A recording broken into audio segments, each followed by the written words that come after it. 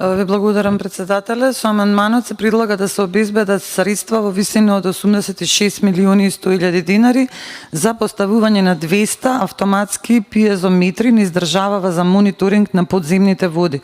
Во моментов има само околу 30 до 40 вакви мерачи, а во минатото имало околу 300 до 400.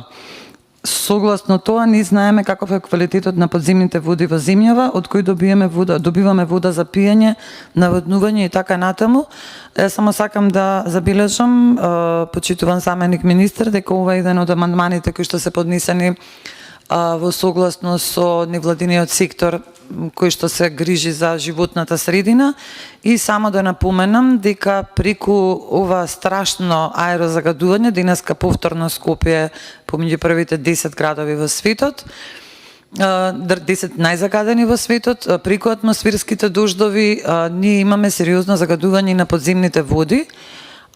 Знаеме сите Скопјани од каде пијат вода, знаеме дека таму исто така има депони, има проблеми со загадување на почвата, сето тоа оди во водата, таа вода ние ја пиеме, а немаме исправни, односно функционални пиезометри. Значи од 300 до 400 сега се 30, односно 40. Ве поттикнувам да го прифатите амандманот. Ви благодарам.